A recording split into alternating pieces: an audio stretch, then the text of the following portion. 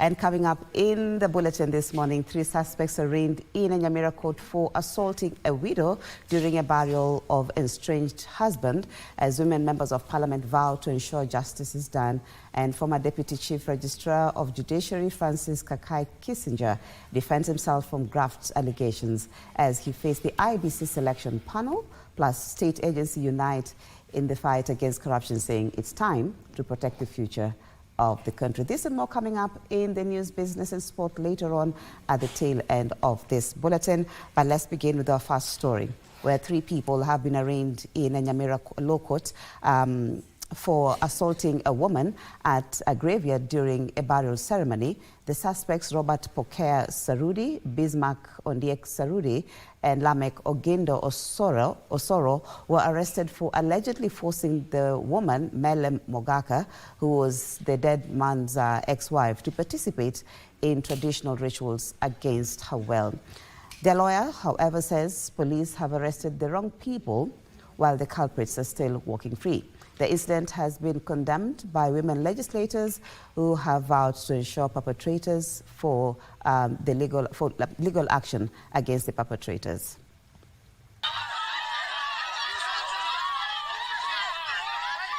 Melen Mogaka is nursing pain of burying her father's children, but she also has physical wounds that she is nursing after she was brutally attacked by her in-laws for allegedly refusing to take part in a burial ritual. The ritual in this case was declining to throw soil into her ex-husband's grave. The video that has since gone viral has sparked outrage across the country. Mogaka, who had separated from the deceased husband for over 9 years, had brought her children to bury their father. Nimetendewa hata siyuko hali mzuri. Penye nilifanywa CS juu nimefanywa mara 2. Ni hapo nimekanyagwa, nimefura mwili mzima, nilienda hospitali. Nataka tu serikali nisaidie juu sina uwezo wowote. Huyu akanipigia simu, mama, hapa ni kubaya. Sieli turudi. Na mimi nikapewa simu nikapigia mzee. Msichana anasema ameanza kutisiwa paka amegongwa eti. Tukaelewana. Iko mtu anaitwa Matiani ambao iko na gari hiyo nguo yellow. Anaitwa OCS Matiani. Tulisikia na hata alinieleza niko na namba yake. Haya. Na mwingine ni askari aongei, huyu ambaye anachapa mtoto yangu. Lakini ni kazi nilielezwa, ni kazi ni ya nani? Ya marehemu. The National Police Service, through a statement, condemned the attack, terming it regrettable and devoid of civility and basic human dignity. On their part, the Kenya Women Parliamentary Association and the Kenya Women Senators Association have added their voice, calling the incident a blatant violation of human rights. The violent assault and criminal behavior by the gang of criminal adult men who descended upon her while she had gone to attend the funeral of her late ex-husband was uncalled for and has no place in our modern society. I am particularly disturbed that this assault on this lady actually happened in the presence of leaders of a church, because we had leaders of a church who conducted that burial. It happened in the presence of leaders of a community. It happened in the presence of administrators of government. That says a lot about the place of the woman in our society. National Gender and Equality Commission, NGEC, has also condemned the incident, saying gender-based violence is not culture, calling for swift police action. The 3, Robert Pokea Sarudi, Bismarck Ondiek Sarudi, and Lamek Ogindo Osoro, were arraigned in court. I have noted the contents thereof, balancing the need for adequate time for investigation in this sensitive matter and the right of the respondents not to be held beyond the stipulated period. I direct that the respondents be held in custody for 7 days. Should the IO require more time, you are at liberty to make that application before the guilty court on 1st of April 2025. They, however, did not take plea, with the investigation officer requesting for 7 more days to complete investigations. Their lawyer, however, maintains the police have arrested the wrong people while the culprits are still walking free. Kwa sababu hawajasomewa mashtaka Ndio maana tunaomba wale wenye hata wanaona hiyo clip ama hiyo video wanaweza saidia maafisa wa polisi ili waweze kushika wale watu ambao walifanya hiyo maovu. And political leaders, clergy and members of the public are calling on authorities to hasten investigations and bring to book suspects in the murder of Lucy Wamaitha. The 32-year-old who worked for a Kiambu County-based non-governmental organization went missing on the 16th of January while on a work trip to Meru with her boss. It is alleged that she blew the cover on mismanagement of money within the NGO by her boss. Her mutilated body was discovered inside a bag dumped in Sagana River.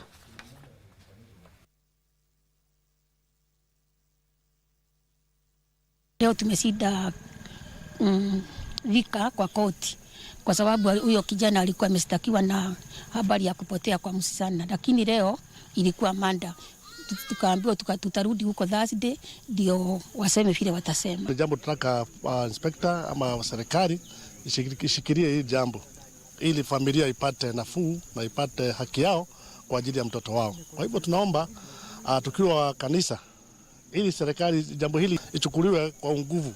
First alikuwa ameshtakiwa na kukuwa na mtu missing person, lakini saa hii venye DNA imematch inakaa hiyo maneno ilikuwa maneno ya mada. Sisi tunaomba serikali na sisi tuko kwa serikali na tutaomba hii maneno itaingililiwa kati, familia wapate justice na huyo mtu kesi yake badilike ikuwe kesi ya mada.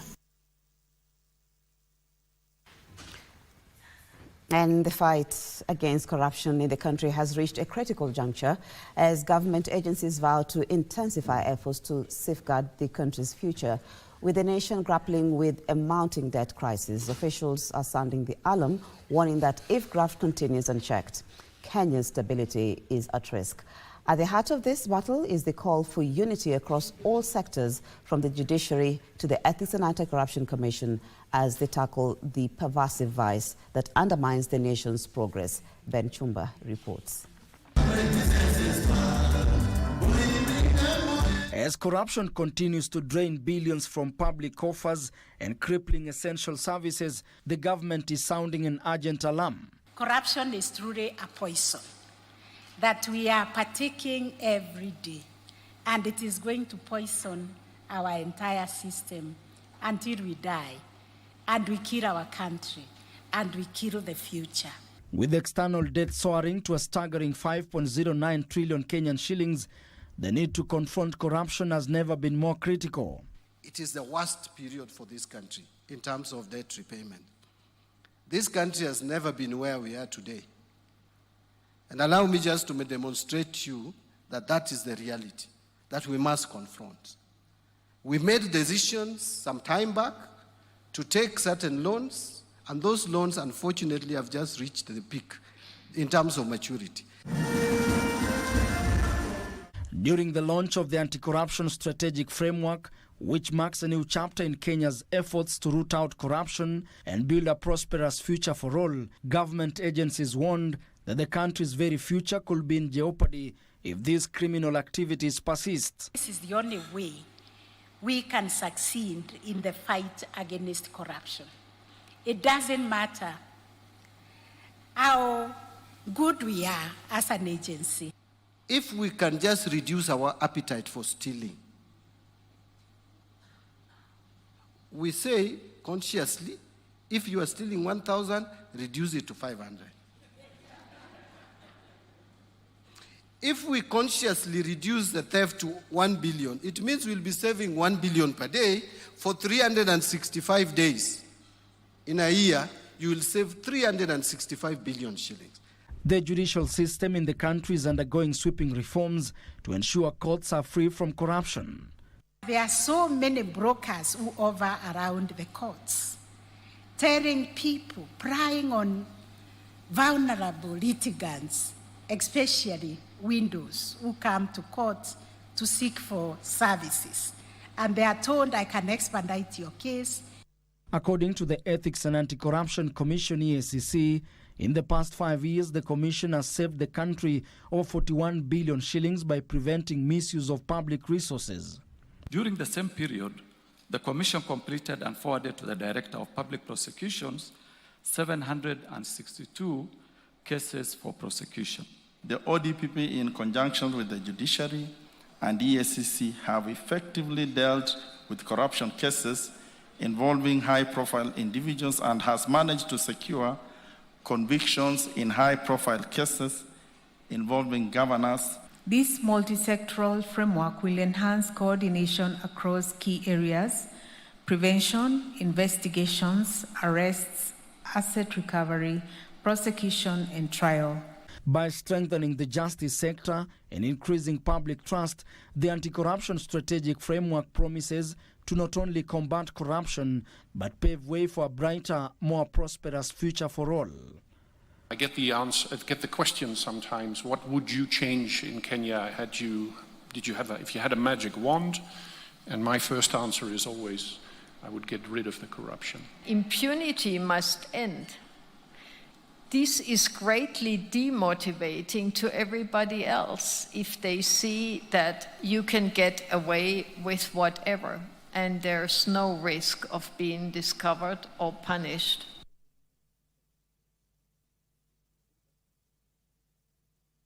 And former Deputy Registrar of the Judiciary, Francis Kaikai Kissinger, I beg your pardon, has told the IBC selection panel he was dismissed by the judiciary for allowing investigations into a 300 million shillings graft case in 2015.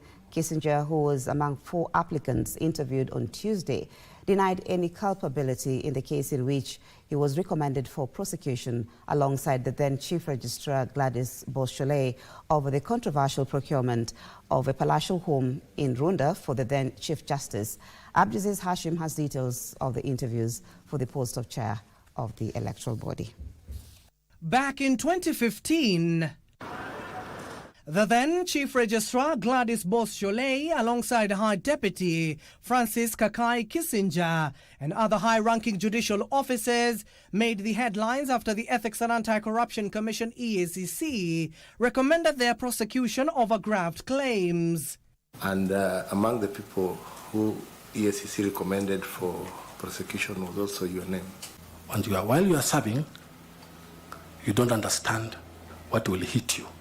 10 years later, that I have a questionable integrity question, then I wouldn't have applied. I applied knowing very well, with clarity of mind, that I'll walk the path of truth. The incident will feature as he presented himself to be interviewed by the IBC selection panel for the post of chair.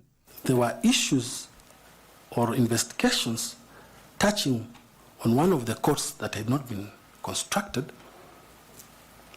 The investigating agencies heard about it and moved into the institution. Kissinger, alongside 5 others, were charged for allegedly flouting the Public Procurement Act in purchasing a palatial home worth 300 million shillings in Runda, Nairobi County for the then Chief Justice. So it wasn't about a palatial home for the Chief Justice. It was about a court. There was that issue of the court that I've explained. There was also the issue that arose about the house. He further told the committee he was advised to step aside from his role to allow investigations into the claims. Meanwhile, former Nairobi County Assembly Clerk Jacob Ngwele was haunted by audit queries during his tenure at City Hall as he faced the interview panel. Part of the scheme was to create a fictitious or malicious accusation that we had not supplied, we had paid for goods not delivered, books worth around 800,000, and that complaint was based on a draft report of the internal auditor. Ngwele, who at the end of his tenure fell out with members of the county assembly, pledged to form a good working environment if appointed. The first one, first of all, was to institute a malicious criminal case against myself and my management officers. We were arrested, Kamata Friday, we were thrown out, we went to court, and the court under Section 210 returned us back to office.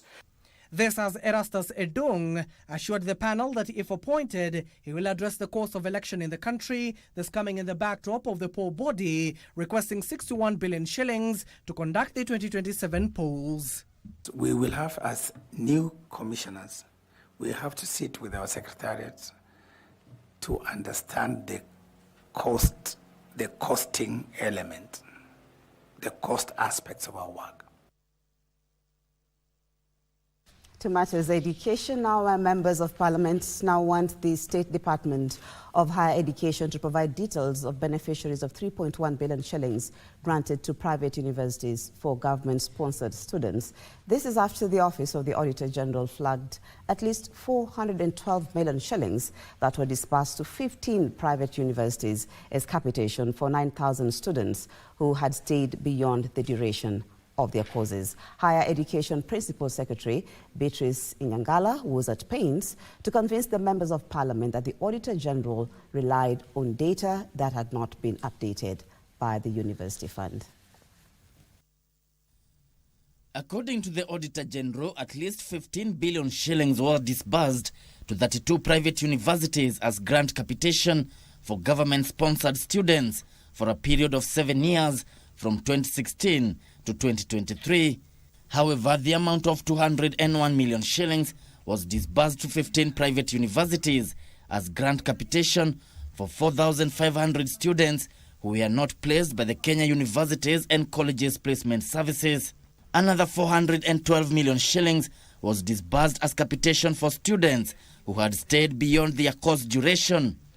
The Auditor General also flagged out 35 million shillings had been disbursed to private universities as capitation for students who had already graduated, while another 53 million shillings for students who had deferred their studies. MPs demanding the ministry provide details to validate the funding of the private universities.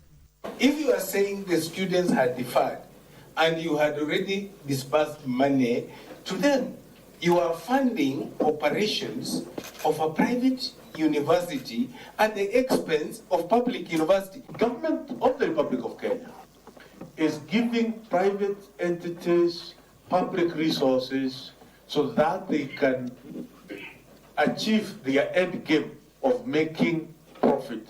Higher Education Principal Secretary Beatrice Inyangala, in response, faulted the Office of Auditor General for relying on initial placement data without capturing subsequent institution transfers.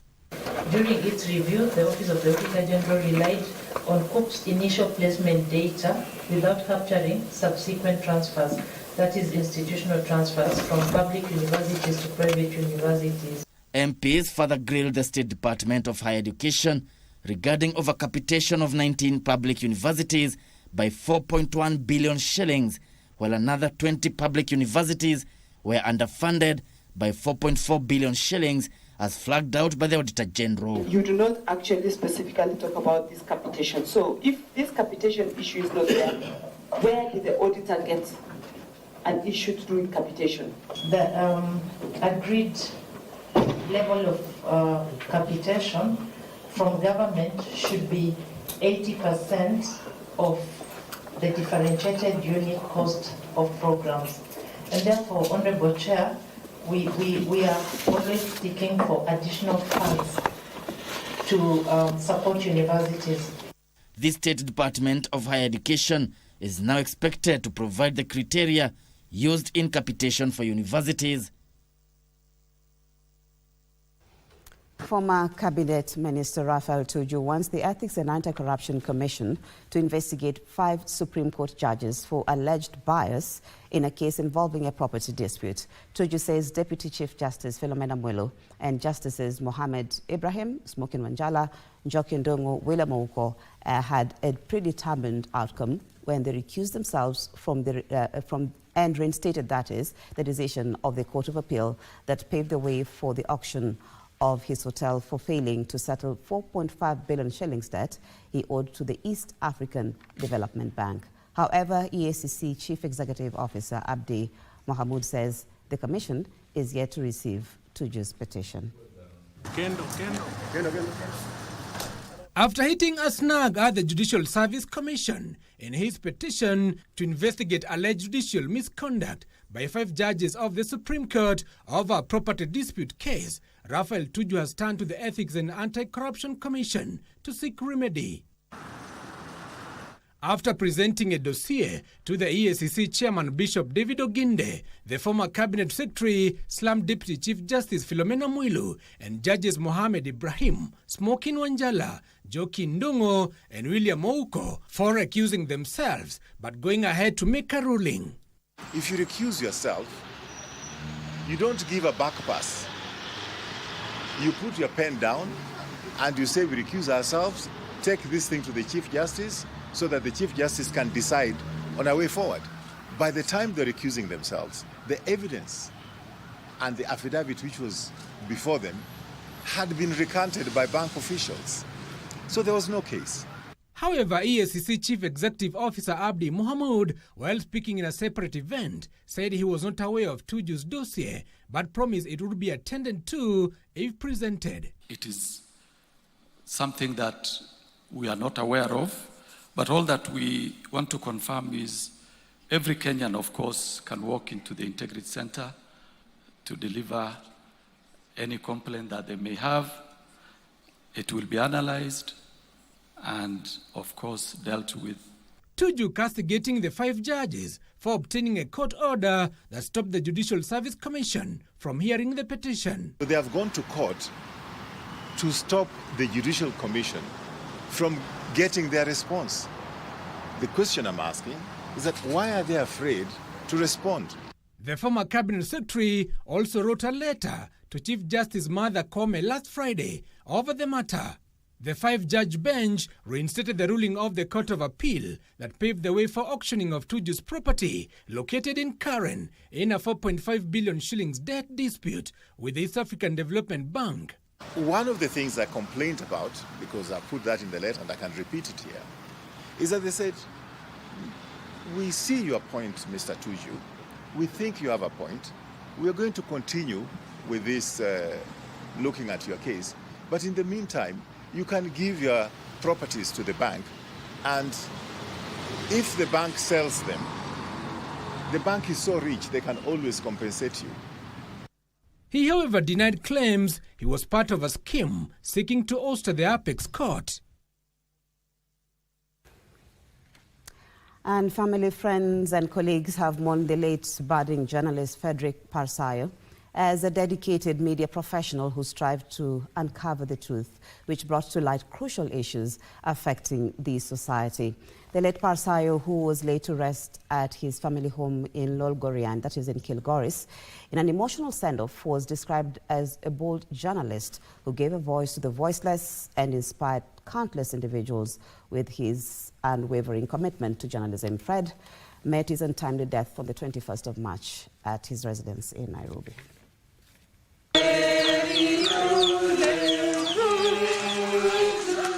Lolgorian village, Kilgoris in Narok County.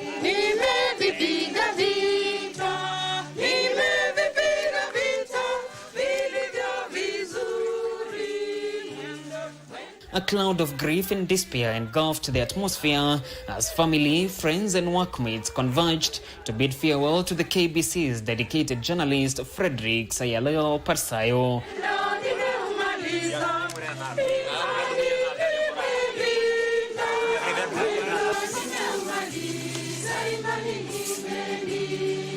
Emotions ran high during the burial ceremony, presided over by the Sacred Heart of Jesus Catholic Church Lolgorian Parish, as mourners across the board described the late Parsayo as hardworking and with a great future.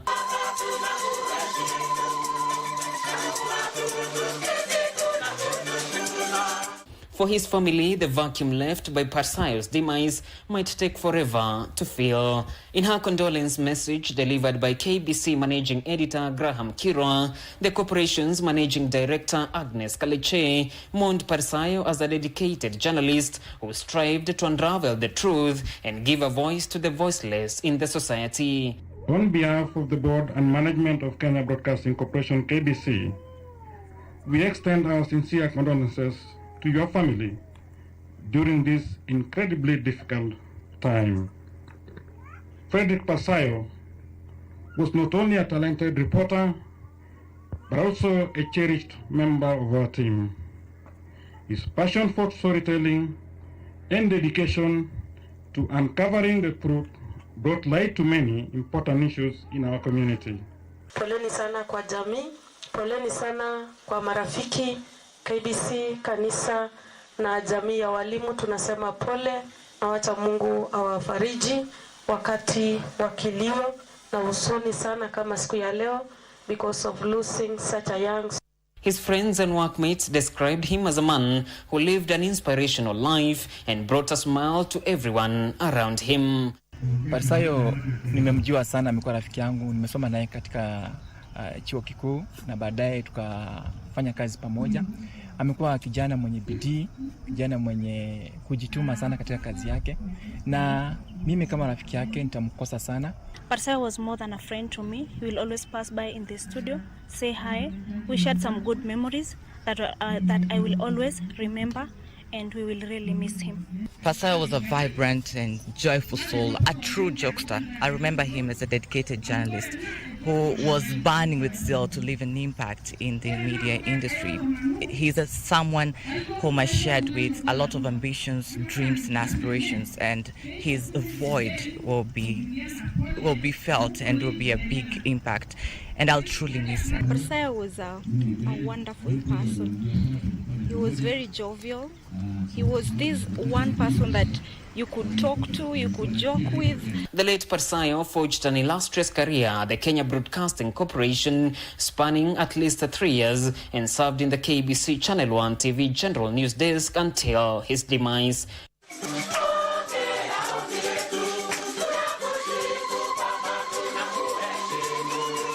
May perpetual light shine upon him, and may his soul rest in perfect paradise.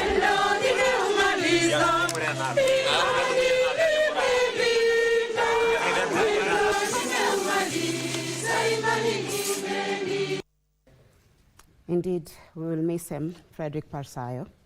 I'll definitely miss his smile, walking around the corridors, always jovial, as my colleagues have already said. May his soul rest in eternal peace and rest with the angels. Frederick Pasayo, sympathies and condolences to the family, friends, and also relatives. Now, to agriculture, where Kenya, well, that's where we come to the end of the bulletin this morning. Thank you so much for taking the time to start your day with us here on Good Morning Kenya. As always, we'll be on standby to bring you all that is happening in as far as the IABC interviews is concerned. Coming up next is my colleague, Mike Migwe.